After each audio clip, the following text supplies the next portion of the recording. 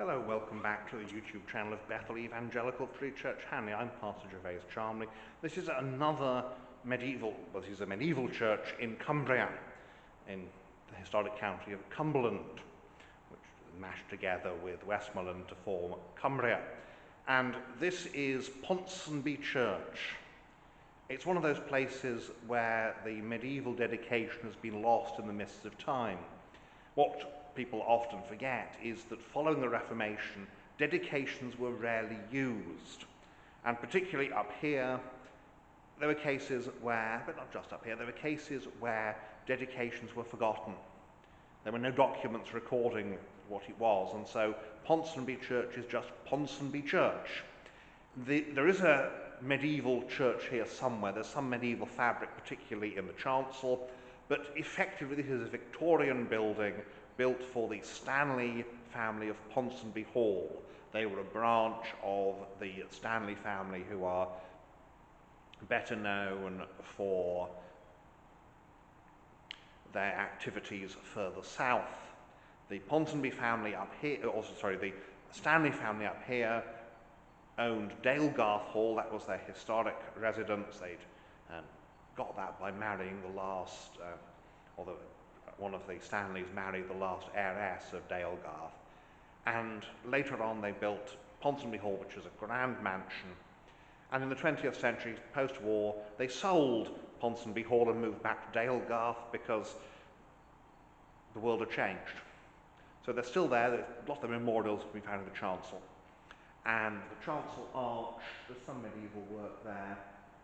But this is effectively a Victorian church. It's got some very good Victorian windows, William Morris in fact, and we'll see them as we go around. So let's have a look around this church. Incidentally, it's located within the park of Ponsonby Hall. The hall is they've sold to the government and used by the government for something. It had some connection with the Atomic Energy Commission when they were building Sellafield Nuclear Power Station.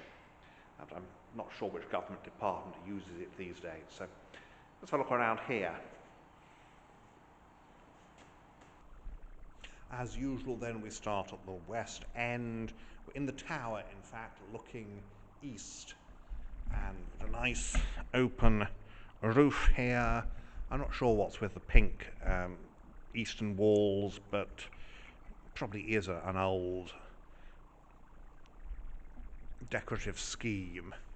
Turning around, we have not the best light, of course, for this, but this is Faith Which Worketh by Love, so it's faith and charity, and this is an 1890s William Morris window, and it's one of the reasons why this is an important church. Down here we have the font, a little bit battered, but Victorian font. Simple benches. This is in the deer park, or in the park, and therefore very much as a country house church. There is another church down the hill, now closed, at Calder Bridge, and that's where most people would go. This would have been for the house and the staff there, really. And for the people of Ponsonby, which is actually quite some way from the church and the hall. I suspect that Ponsonby village got moved at some point. And this is the war memorial here. We have Charles Rushton Turner, Lieutenant RFA, which in this context means Royal Field Artillery. The field artillery are contrasted with the garrison artillery, who man fixed gun emplacements, but also with the horse artillery, who are the rapid strike force.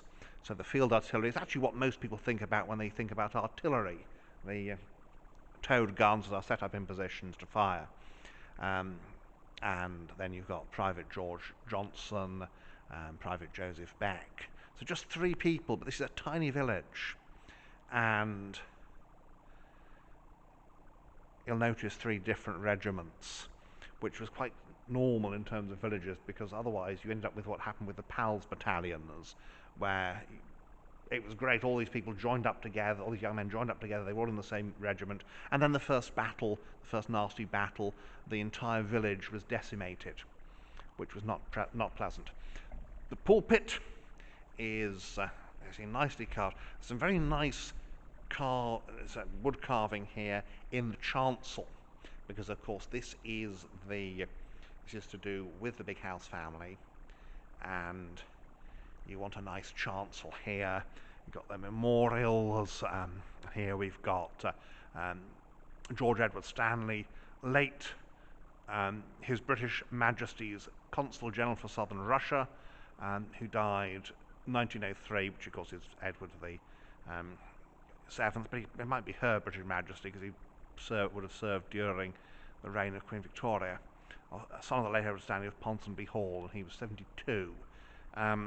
This would be an organ chamber. There is no organ. I doubt that there ever was, in fact. And what there is here is a harmonium on a platform. So either the organ's been sold, or more likely there never was one, and they made do with a harmonium. Good harmonium there. Here we are looking west. We'll have a look at this medieval grave slab here. You can see on it we've got this, there's a sword, and then there is this floriated cross. So this tells us this is a knight rather than a clergyman. A clergyman would have a chalice on his, a cup for the Lord's Supper. And here we've got these are most of the Stanley memorials here. Stanley's of Ponsonby Hall, and Philip Stanley, Ponsonby Hall, he is the last to die at the hall because his son, Nicholas Orthwaite Stanley, sold the hall then to the government and moved back to Dalegarth, which was their historic residence, and he was the last High Sheriff of Cumberland before they rejigged the county boundaries and Cumberland was abolished and became Cumbria. You got Cumbria with Westmoreland and Cumberland combined. So here's the east window, another good bit of William Morris there, and it's these two that really, those are things that attract people. Unfortunately, the lighting is not very good to see this, but this is the oldest. This is one of the oldest of the Stanley memorials here. You see this little chap here. Isn't he fun? So this is going to be 17th century, and it's very eroded, but you can just see the Stanley arms there. There we are looking west. More Stanley memorials here. We have here, this is Dorothy, who was the daughter of Sir William Fleming of Rydal Hall, and she died 1786, aged 30. Life was dangerous back then, especially for women, because you had the whole issue of childbirth and complications. That medicine was not as good as it is now, and if something went wrong in childbirth, it was quite common that the mother would die. There's a few bits of armorial glass here, Stanley arms in two of them. So, and here's you see this one. See, the other one had a sword for a knight. Here we've got, those are shears for for someone who is involved with the shearing of sheep. They're to do with the wool. So this person, his career was to do with wool. You can still see sheep around the place now. In fact, as I came here, there were a couple in the churchyard. I'm not sure why they were in the churchyard. They're not supposed to be, but they clearly got in somehow, and they clearly felt guilty themselves. So that's the inside here at Ponsonby Church. Let's go outside next. So here we are outdoors at Ponsonby. We're on the south side. The door is on the north side. But you can see here we've got this nice tower here with its spire. Can't get the whole lot in and get the nave in and my head in at the same time. And there's this turret here, the stair turret. That's access then into the tower. It's a very simple building. There is no external visible distinction between nave and chancel. There's a single roof line. You can see on this side quite a lot of medieval work survives. It's 13th century. And I'm looking right now, the other side of the camera is Sellafield Nuclear Power Station. There's a sign at the gate warning that armed police patrol this area, because obviously it's a nuclear power station. It's quite safe, but there are people who might want to do it harm, and the police are there to keep it from happening. Beyond the power station is the sea. They're located by the sea because they need an awful lot of water to cool the reactors, and cooling purposes, and cooling water is perfect. And by the sea, you can just get the water in and use that. So we'll have a look around the outside and point out features, and yes, we'll point the camera at some point towards Sellafield. It's quite impressive. So here we are. We start off with the tower and the brooch spire. Now, the tower and the spire, of course, are later additions. The medieval church would not have had them. But where the tower is particularly, and the spire particularly useful, is that the big house is over here. You can see those trees, the big house is beyond them, so the later houses in the foreground, but there's a mansion just over there. And as you can see, you can't see the mansion from here, but you can see the spire from the mansion. And so it's there as part of this landscape, and it is quite a landscape. So there, you can see here's the park. Now, around the edge, we can see it a bit closer, a bit better here, is the ha-ha.